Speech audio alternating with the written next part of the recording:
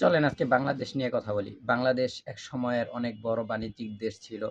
বাংলাদেশ থেকে মানুষ জাহাজ আমদানি করত এবং বাংলাদেশে সবথেকে সূক্ষ্ম কারিগরগুলো বাংলাদেশে ছিল।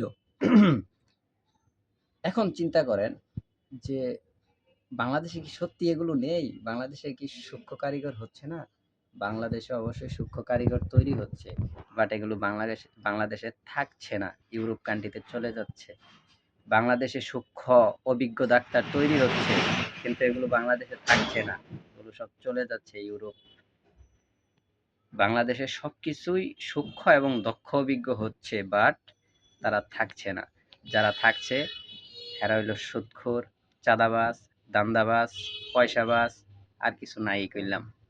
কিন্তু যারা মূলত অভিজ্ঞ এবং শিক্ষিত তারা কেউ বাংলাদেশে থাকছে না। কারণ